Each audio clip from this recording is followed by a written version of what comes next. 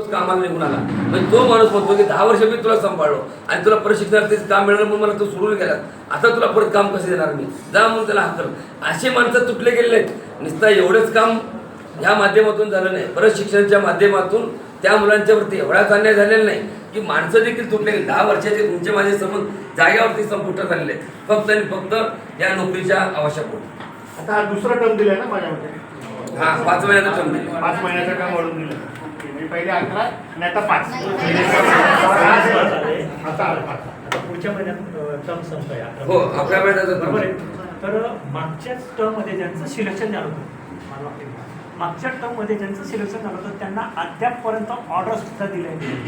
नंदुरबार जिल्ह्यात अजूनही बरेचसे असे मुख्यमंत्री युवक कौशल्य विकास योजनेचे जे विद्यार्थ्यांच्या इंटरव्ह्यू झाले आहेत, मग ते शिक्षक असो कुठल्याही डिपार्टमेंटला असो, ते आजही मुख्यमंत्री विकास योजनेच्या माध्यमातून रोजगार मिळवण्यासाठी वेटिंगवर आहे.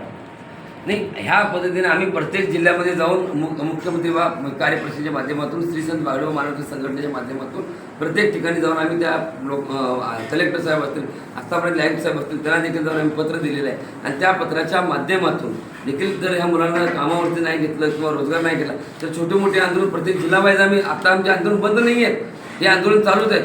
आता तुम्ही जो प्रश्न केला, आज देखील एखाद्या घोषणा केल्यानंतर तुम्हाला कामावरती घेत असताना त्या लोकांना जॉईनिंग करून घेतलं जात नाही अद्यापी. म्हणजे एवढी अडपड. आणि 6,000 पगारच आहे. 150 किलोमीटर अंतरावरती मुलं येतात. नंदुरबार जिल्हा जर बघितला 100 किलोमीटर अंतरावर येतात. वाडी वस्तीवरती माणसं राहतात, आदिवासी भागामध्ये मंडळी राहतात. त्या मुलांचा संघर्ष बघा. आणि ह्या संघर्षाच्या अनुषंगाने सरकारने कुठेतरी त्याचा विचार करून त्या सरकारला माझा सवाल आहे की ह्या मुलांना वाऱ्यावरती सोडू नका आणि आम्हाला पगार वाढवू नका. पगारची अपेक्षा नाही, आहे तो रोजगार आहे त्या ठिकाणी कॉन्ट्रॅक्ट बेसवरती आम्हाला घ्या, ही एक मागपक अपेक्षा आमची. नंदुरबार जिल्ह्यात किती विद्यार्थी आहेत? 5,683, 5,800 आणि टोटल राज्यात राज्यामध्ये 1,34,000.